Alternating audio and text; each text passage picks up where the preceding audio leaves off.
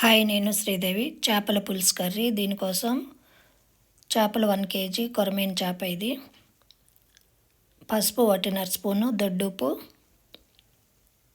కొంచెం చూసి వేసుకుంటే సరిపోతుంది.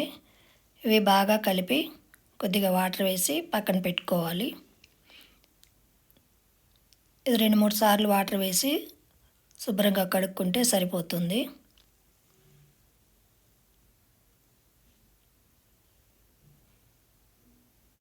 చేపల పులుసు కోసం రెడీ చేసుకునేవి 2 పచ్చిమిర్చి, టమాటా, చింతపండు, కరివేపాకు, కొత్తిమీర, 2 ఆనియన్స్. చింతపండుని ఒక గిన్నెలో వేసి వాటర్ వేసుకొని స్టవ్ మీద పెట్టి మరగనివ్వాలి. ఆనియన్, టమాటా, పచ్చిమిర్చి కట్ చేసి రెడీ చేసుకోవాలి. స్టవ్ వెలిగించి కడాయి పెట్టుకోవాలి. మనకి వీలున్న చేపల గిన్నె కానీ వీలున్న గిన్నె కానీ చూసి పెట్టుకోవాలి. అందులో 4 స్పూన్లు పెద్ద స్పూన్తో ఆయిల్ వేసుకొని ఆవాలు, జీలకర్ర, ఎండుమిర్చి వేసుకోవాలి. అందులోనే కరివేపాకు, పచ్చిమిర్చి, ఆనియన్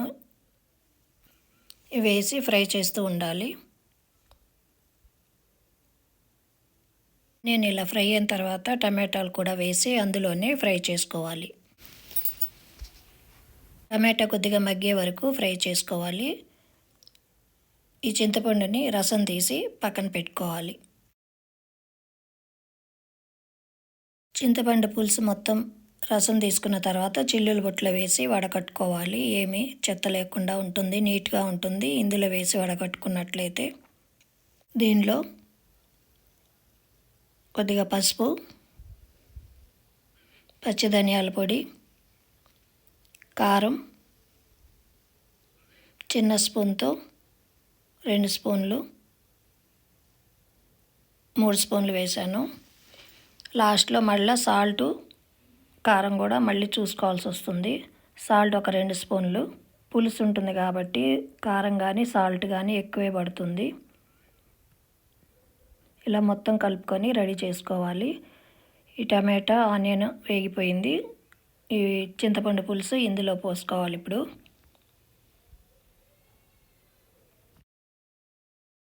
ఒకసారి కలుపుకొని మూత పెట్టి తెరలనివ్వాలి.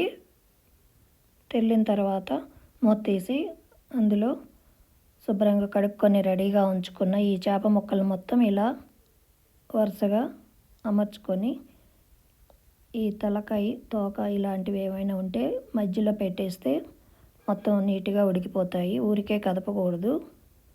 ఇలా మూత పెట్టి ఉడకనివ్వాలి. 1/2 స్పూను మెంతులు,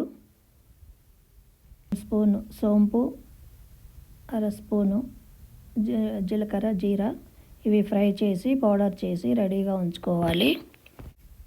చేపలు ఉడికింది, ఒకసారి మూత తీసి చూసుకోవాలి. ఇలా మొత్తం ఒకసారి కలుపుకొని సాల్ట్, కారం సరిపోయింది లేని చూసి మరలా వేసుకోవాలి. మెంతులు, సోంపు, జీలకర్ర ఇది మిక్సీ జార్లో వేసి పౌడర్ రెడీ చేసుకోవాలి. ఈ పౌడర్ రెడీ అయిన తర్వాత పక్కన పెట్టుకొని ఈ చేపల పులుసు దించేసే ముందు స్టవ్ ఆపేసిన తర్వాత మాత్రమే ఈ పొడి వేసుకోవాలి.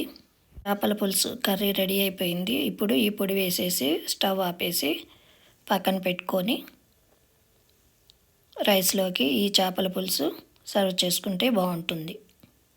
చల్లిన పొడి మొత్తం పులుసులోకి కలిసేలాగా బాగా ఎక్కువ గరిటెతో కలిపేయకుండా పైపైన అలా అనుకొని లాస్ట్లో కొత్తిమీర వేసుకుంటే సరిపోతుంది.